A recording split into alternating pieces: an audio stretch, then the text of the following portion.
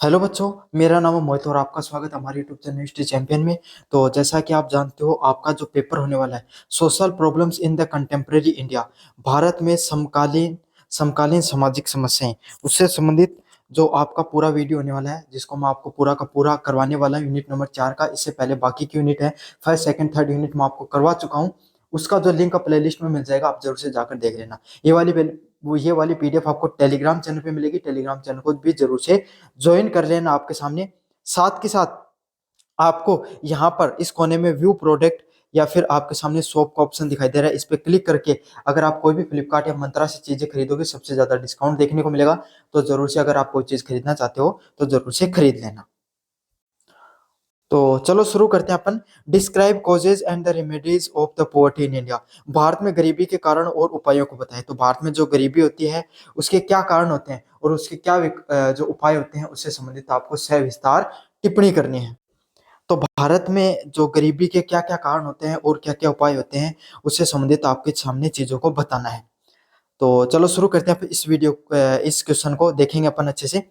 गरीबी वह स्थिति है जिससे व्यक्ति अपनी मूलभूत आवश्यकताएं भोजन, वस्त्र, आवास, शिक्षा और स्वास्थ्य को पूरा करने में असमर्थ होता है। तो गरीबी क्या चीज होती है? गरीबी जीवन की वह स्थिति होती है। देखो, आप इस डेफिनेशन को पढ़ने से पहले अपने आसपास कोई एक ऐसे व्यक्ति, समाज का कोई ऐसा व्यक्ति हो जिसको आप अपनी नजर में गरीब मानते हो, है ना। हो सकता है भाई किसी इंसान के लिए, मतलब जिसके अकाउंट में 100 करोड़ रुपए पड़े, उसके लिए तो 1 करोड़ रुपए वाला भी गरीबी होता है ना। और जिसके घर में मतलब कोई इंसान जिसके टाइम 2 वक्त की खाने की रोटी मिल रही है, उसके लिए गरीब हो सकता है। एक टाइम खाने की जो रोटी मिलती है वो होती है। तो आपके हिसाब से हर व्यक्ति का दृष्टिकोण अलग अलग होता है गरीबी को देखने का, मापने का। लेकिन आप जिस भी व्यक्ति को अपने नजरों में गरीब मानते हो, उसको सामने आपको क्या करना है, उसको देखना है उसके पास किन किन चीजों की कमियां हैं, क्या क्या कमियां होती हैं। वो हर व्यक्ति के लिए अलग अलग होती है, लेकिन जो परिभाषा वो क्या कहती है कि कोई भी व्यक्ति होता है उसकी मूलभूत आवश्यकताएं जैसे भोजन, वस्त्र, आवास, शिक्षा और स्वास्थ्य को पूरा करने में असमर्थ हो। मतलब समाज में गरीब व्यक्ति वही कहलाता है जिसके पास मूलभूत आवश्यकताएं क्या होती है भाई? कम से कम कोई व्यक्ति को जीवन के लिए ये चीज तो होनी चाहिए। जैसे भाई, कोई आदमी अगर अच्छे से जीवन जीना चाहता है तो उसके पास सबसे पहली चीज क्या होनी चाहिए? खाना, भोजन। सबसे पहली जरूरी चीज क्या होती है? कोई भी आदमी है, जिंदा रहने के लिए फटे हुए कपड़े पहन के इंसान जिंदा रह सकता है। अगर इंसान को क्या है, घर नहीं है, तो इंसान बाहर रह लेगा। काफी लोगों को अपने सड़क के किनारे रहते हुए देखा होगा, इंसान रह सकता है। शिक्षा नहीं है भाई, इतना पैसा नहीं है कि वो शिक्षा प्राप्त नहीं कर सकता। अनपढ़ रहकर जीवन में आप इंसान काम चला सकता है। बहुत से लोग अनपढ़ रहकर भी पढ़े लिखे लोगों से ज्यादा बेहतर जीवन में कर जाते हैं। शिक्षा इतना मायने नहीं रखती है ना। एक बड़ी बात, स्वास्थ्य नहीं है इंसान के पास, क्या है भाई? थोड़ा बीमार हो गया, दिखा नहीं पाया, मतलब अच्छे अस्पताल में नहीं जा पाया, कोई बात नहीं है, इंसान अपने आसपास से किसी से मदद लेकर सही हो सकता है। लेकिन अगर कोई इंसान को जीवन में जिंदा रहना है तो भोजन सबसे आवश्यक चीज है। तो सबसे पहले इंसान किस चीज की खोज में बढ़ता है? भोजन की खोज में बढ़ता है। जैसे इंसान का पेट भरता है तो फिर वो दूसरी चीज किस चीज पे ध्यान देता है? वस्त्र पे, कि उसे किस प्रकार के वस्त्र पहनने हैं। अच्छे ऐसे वस्त्र पहने जाए जिससे क्या है, आपके सामने आपका पूरा जो तन है या तन बदन है वो ढक जाए। ऐसा नहीं कि आप एलवी की पहनोगे, ये जरूरी नहीं होता आपके सामने। फिर आवाज, फिर इंसान का नजर कहां पे जाती है कि उसके पास कम से कम रहने लायक घर हो, ताकि उसे जीवन में जब भी संकट का समय है, जब भी समय, तो एक घर एक ऐसा स्थान होता है जहां इंसान को एकदम सुरक्षित महसूस करता है। तो उसके पास आवास होना चाहिए। फिर उसके पास भोजन है, वस्त्र है, आवास अच्छा है, तो इंसान किसकी तरफ जोर देता है? शिक्षा की तरफ जोर देता है। और शिक्षा एक सबसे जरूरी पहलू है। अगर कोई इंसान के पास शिक्षा है तो वो भोजन, वस्त्र, आवास और स्वास्थ्य अपने आप कमा लेगा। समझ में आ गया? सबसे कम जरूरी और सबसे ज्यादा जरूरी अगर पहलू कोई है तो वो जीवन में शिक्षा ही है। जिस इंसान ने शिक्षा प्राप्त की उसने सब कुछ प्राप्त कर लिया। तो फिर इंसान शिक्षा की तरफ बढ़ता है और फिर स्वास्थ्य सुविधाओं की तरफ बढ़ता है। तो बस जिस इंसान के पास मूलभूत सुविधाएं हैं वो इंसान के आपके सामने गरीबी की रेखा से ऊपर होता है, और जिनके पास ये नहीं होती है वो गरीबी की रेखा के नीचे आता है। गरीबी के कारणों की बात करें अपन, सबसे पहला कारण है ऐतिहासिक कारण। भारत में गरीबी क्यों फैली? ब्रिटिश उपनिवेशकों ने नीतियों के कारण भारत में उद्योगों व हस्तशिल्पों का पतन हुआ। आपने बहुत बार पहले सुना होगा कि भारत एक सोने की चिड़िया थी। इसका अर्थ यह नहीं कि भारत में मतलब सच में सोने की चिड़िया उड़ा करती थी। भारत के पास इतना पैसा था, क्यों? यहाँ पर हर प्रकार के खनिज निकलते थे, मसाले निकलते थे, हर प्रकार के जो आपके सामने जो सोने वगैरह की भी यहाँ पर खदान हुआ करती थी। तो हमारे पास पर्याप्त धन संपदा थी, हमें बाहर जाकर आपको कुछ भी चीज इंपोर्ट एक्सपोर्ट करने की जरूरत पड़ती ही नहीं थी, हम अपने आप में ही पर्याप्त थे। तो इसीलिए हमें किसी और, हमारी सामाजिक परंपराएं में नैतिकता थी, हम धर्म को मानते थे, नैतिकताओं को मानते थे। तो हमारे गलत कामों की वजह से हमने क्या, खूब धन संपदा को कमाया। लेकिन वक्त बदलता चला गया, आप काफी तो जो अलग अलग बाहर के विदेशी आक्रमणकारी आए जिन्होंने भारत को लूटा।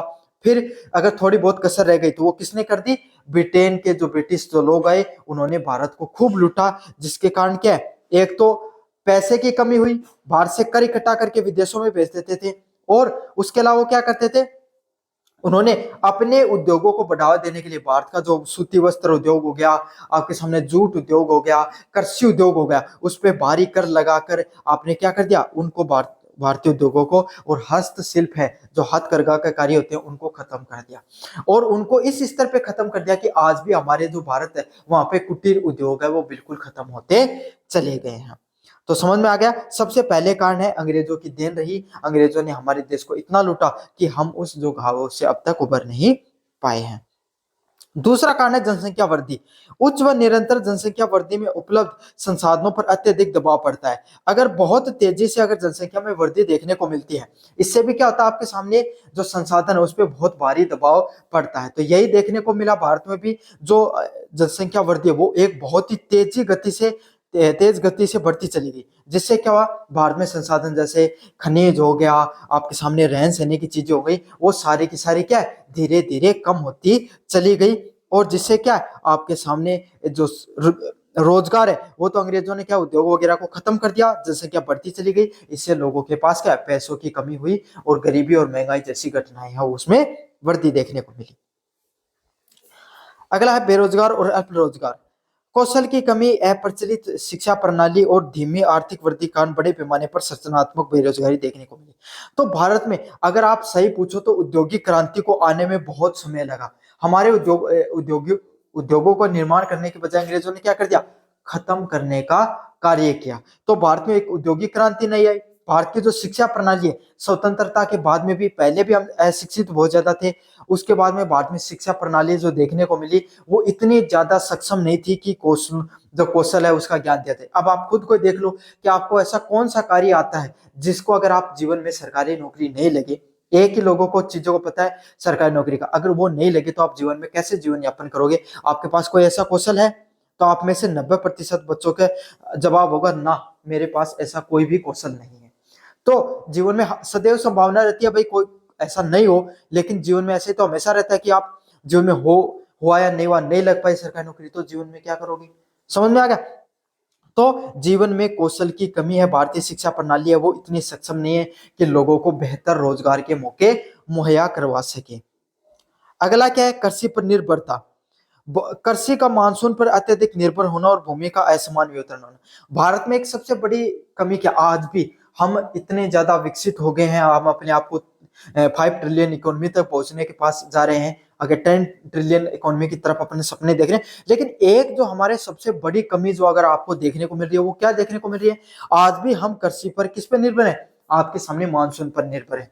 आज भी हमारी सिंचाई प्रणाली व्यवस्था है वो इतनी सुदृढ़ नहीं हुई है, इतनी मजबूत नहीं है कि मानसून अच्छा है या बुरा है हमें उस चीज से फर्क नहीं पड़ता है। अमेरिका, जो ब्रिटेन और जो अन्य देश है, इन्होंने अपनी सिंचाई प्रणाली को इतना बेहतर बना लिया है कि अगर मानसून आए या नहीं वो उन पे बिल्कुल भी निर्भर नहीं करते हैं। आज भी हमारी कृषि किसी भी चीज पर निर्भर करती है, मानसून पर निर्भर करती है। बेहतर मानसून हुआ तो बेहतर कृषि होगी, अगर मानसून अच्छा नहीं हुआ तो कृषि भी अच्छी नहीं होगी। अगला क्या, सामाजिक कारण। जाति व्यवस्था, लैंगिक भेदभाव और अशिक्षा ने गरीबी का चक्कर बनाए रखा। मतलब भारत में क्या हुआ, आपके सामने आज भी देख लो जाति व्यवस्था। अगर आप कोई काम करवाते हो, कोई अगर आपको क्या करना है, कोई घर बनाने का काम हो गया, ऐसा भी कोई कौशल से संबंधित काम है, तो हमारी विचारधारा क्या होती है, हम ऐसे सोचते हैं कि सबसे पहले अपने धर्म के व्यक्ति को देखें, फिर अपने जाति के व्यक्ति को काम दिया जाए। आज भी हमारी ये विचारधारा कहीं ना कहीं पीछे आड़े आ जाती है, जिससे क्या होती है, जो सही कौशल वाले लोग हैं उनको अच्छे से कार्य नहीं मिल पाता है। साथ के साथ जो लैंगिक भेदभाव होता है स्त्री पुरुष के बीच में, भाई विदेशों में आपको क्या देखने को मिलता है कि स्त्री भी, पुरुष भी कमाता है और महिलाएं भी साथ के साथ कमाई करती हैं। तो आज भी भारत में ऐसी मतलब लगभग ये मानसिकता है कि महिलाओं को काम करने के लिए बाहर नहीं भेजा जाता है। तो इससे क्या है, गरीबी है वो, उसमें क्या है, सिर्फ पूरे घर पे एक व्यक्ति कमाने वाला होता है, तो वो घर है उतना तेजी से आगे नहीं बढ़ पाता है। साथ के साथ अशिक्षा व गरीबी है उसका चक्कर क्या लगातार बनाए रहता है, वो चक्कर आपके कभी भी टूटता हुआ नहीं दिखाई देता है। उपायों की बात करें, मानव पूंजी में निवेश करना। तो अगर हम किस प्रकार से जो आपके सामने क्या कर सकते हैं, किस प्रकार से हम जो अपना खुद को जो इस गरीबी है उसके चक्कर से बाहर निकाल सकते हैं, ये आपके लिए भी जरूरी चीज है, क्योंकि आपको भविष्य में भाई युवा हो, आपको रोजगार के मौके भी आपको खोजने होंगे। तो आप किस प्रकार से खुद को क्या कर सकते हो, खुद को इस जो बेरोजगारी की जो आज के समय दंश है उससे बाहर निकाल सकते हो। कैसे? शिक्षा प्रदान करके। सबसे पहला तरीका क्या है, खुद को आप शिक्षित बनाओ। सिर्फ किताबी ज्ञान तक ही आपको जीवन में शिक्षित निर्भर नहीं रहना है, बाहर समाज में निकलना है, समाज की चीजें देखनी है, बाजार कैसे चलता है, बाजार में मार्केटिंग कैसे होती है, ये सारी चीजों को भी आपको समझना चाहिए। कौशल विकास करना, स्किल डेवलपमेंट करना। कौशल विकास करना मतलब आपको जो आपके सामने जो शिक्षा के साथ साथ आपको जो किताबी शिक्षा के साथ साथ आपको खुद को क्या करना है, स्किल को भी डेवलप करना है। खुद की जो आपकी स्किल्स हैं जो उसको भी डेवलप करना बहुत ज्यादा अनिवार्य है। जैसे आपने आज के समय एआई का जमाना है, एआई से संबंधित कोई स्किल सीख लो। कंटेंट क्रिएशन का जमाना है, कंटेंट बनाने का जमाना है, तो आपको एडिटिंग सीख लिया, आपने कोई मार्केटिंग सीख ली, तो इस प्रकार की कोई ना कोई क्वालिटी है, कोई ना कौशल सीख लो। अगर जीवन में खुदा ना खास्ता आप अगर अच्छे रोजगार के मौका आपको नहीं मिल पाया, सरकारी नौकरी या फिर और कोई रोजगार जो आप कृषि वगैरह करते हो उसमें बेहतर नहीं कर पाए, तो आपके पास हमेशा जीवन में एक बैकअप हमेशा बना रहे। साथ के साथ स्वास्थ्य सेवाओं पर व्यापक निवेश भी करना चाहिए। साथ के साथ हमें क्या है, जो भारत सरकार है उसको क्या करना चाहिए, हमारी जो स्वास्थ्य दो ही जगह सबसे ज्यादा पैसा लगता है भारत में, शिक्षा पर और स्वास्थ्य पर। कोई भी इंसान बीमार हो जाता है तो उसकी सारी की सारी पूंजी क्या हो जाती है, खत्म हो जाती है। तो सरकार को कोशिश करना चाहिए कि उस प्रकार की जो शिक्षा, जो स्वास्थ्य सुविधाएं वो दी जाए। तो ये तो सरकार कर भी रही है, आयुष्मान कार्ड हो गया, राजस्थान सरकार के द्वारा भी फ्री स्वास्थ्य योजनाएं आपको देखने को मिलती हैं। रोजगार सृजन करना, सरकार क्या कर सकती है, मैन्युफैक्चरिंग और सेवा क्षेत्र में तीव्र वृद्धि के साथ मनरेगा और रोजगार गारंटी जैसी जो प्रभावी योजना है उसका क्रियान्वयन सरकार कर सकती है। मतलब सरकार क्या कर सकती है, सबसे ज्यादा आपके सामने अगर रोजगार कहां पर मिलते हैं, वो सर्विस सेक्टर में मिलते हैं। सर्विस सेक्टर क्या हो गया, जैसे टीचर हो गया, डॉक्टर हो गया, कंटेंट क्रिएटर हो गया, ये सब जो क्षेत्र होते हैं जो लोगों को क्या है कोई सेवा प्रदान करते हैं, उस क्षेत्र में सबसे ज्यादा क्या मिलते हैं, जॉब या नौकरियां मिलती हैं। उसके बाद में कहां पर मिलती है, मैन्युफैक्चरिंग, किसी चीज के निर्माण करने में। जैसे आप क्या करते हो, कोई भी चीज है, आपने किसी चीज का निर्माण किया, कोई गाड़ी बनाई होगी, कुछ भी चीजों का निर्माण किया आपने, तो उसमें सबसे ज्यादा रोजगार देखने को मिलते हैं। तो सरकार क्या कर सकती है, सरकार इन दोनों प्रकार के उद्योगों को बढ़ावा दे सकती है। साथ ही साथ मनरेगा जैसी जो सरकारी योजनाएं हैं उनको भी सरकार प्रभावी ढंग से लागू करके, उन योजनाओं को भी प्रभावी ढंग से लागू करके क्या कर सकती है, लोगों के सामने रोजगार के मौके मुहैया करवा सकती है। सार्वजनिक वितरण प्रणाली पीडीएस को मजबूत करना, मतलब सरकार क्या कर सकती है, ऐसे लोग हैं जिनके पास कृषि भूमि नहीं है, जिनके पास पर्याप्त खाद्य सामग्रियां नहीं है, तो वो क्या कर सकते हैं आपके सामने, वो आपके सामने सरकार पीडीएस की जो प्रणाली है, खाद्य जो पब्लिक डिस्ट्रीब्यूशन सर्विसेज हैं, जिसमें आपके सामने 5 किलो गेहूं पर व्यक्ति के हिसाब से जो बांटा जाता है, उस प्रणाली को मजबूत कर दिया जाता है।